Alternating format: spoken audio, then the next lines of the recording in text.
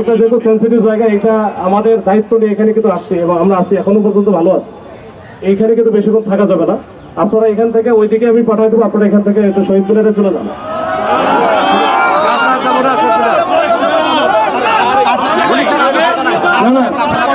নাহলে আমি এটা যেহেতু অবৈধ সমাবেশ, এখানে 144 জারি করা আছে। আমি হচ্ছে কিছু এখানে আমার সিনিয়র অনেক অফিসার এখানে আছে, তাদের সাথে তারা কিন্তু বলতেছে এখানে কোনোভাবে থাকা যাবে না। আমি আপনাকে 10 মিনিট সময় দেবো। এই 10 মিনিটের পরে কিন্তু থাকলে সেটা অবৈধ হবে। আমি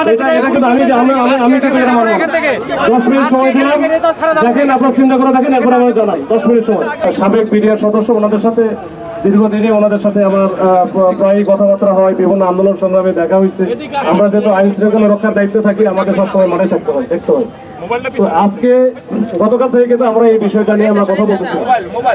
ওনাদের বিষয়টা ছিল যে ওনারা কথা বলতে চান, আলোচনায় বসতে চান, কেউ ওনাদের সাথে দেখা করতে যায় নাই।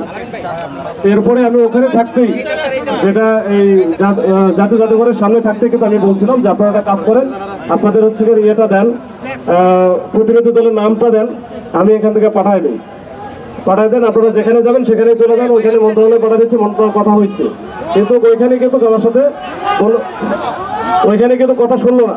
ওইখানে না শুনে আপনারা কিন্তু চলে আসবে। ইচ্ছা করলে আমরা ওইখানে, আমরা যদি বেশি হার হইতাম আসতে পারতেন না। তারপরে আমরা দেখি আমরা কিন্তু এখানে আসতে দিচ্ছি। এখন এরপরে যদি আপনারা আপনাদের মূল উদ্দেশ্য যেটা, সেটা হচ্ছে কথা বলা, আলোচনা করা। আমি তো পাঠাতে চাচ্ছি, আপনারা এখান থেকে ওখানে 5 জন চলে যান, আমাদের গাড়ির সহ আমি দিচ্ছি। আর আপনাদের যেটা আছে এখান থেকে আমাদের কথা ছিল, ওখানে এসে তারা জানান দিয়ে 10 মিনিটের মধ্যে আবার চলে যাবে।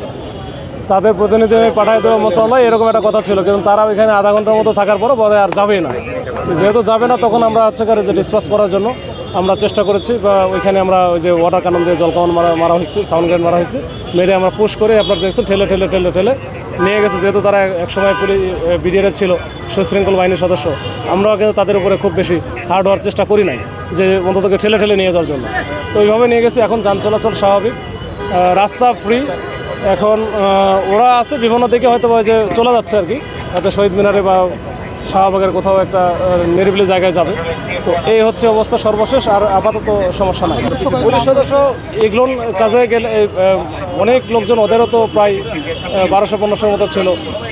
এখানে ধাক্কা দিতে গেলেও অনেক সময় ঝামেলা হয়েছে। আমরা কয়েকজনকে মনে হয় আপাতত ধরাও হয়েছে। তো আমাদের বেশ কয়েকজন আহত হয়েছে, আমিও হয়েছি। এখন এই হচ্ছে অবস্থা। যেখানে 144 জারি করা থাকে, ওইখানে তো 4 জনের বেশি এমনিতেই সমাবেশ আকারে যাওয়াই যায় না। ওখানে শান্তিপূর্ণ বা অশান্তিপূর্ণের বিষয় না, ওখানে যেভাবেই থাকুক, ওইখানে হচ্ছে ডিসপাস করাটাই আমার হচ্ছে মূল কাজ, মূল আইনের যে বিষয়টা। এখানে আমরা ওইখানে তো থাকতে দিব না। আমরা ওয়ার্নিং দিয়েছি, বহুবার চেষ্টা করেছি, এটা না গেলে তো শেষ পর্যন্ত আমাকে ডিসপাস করতেই হয়।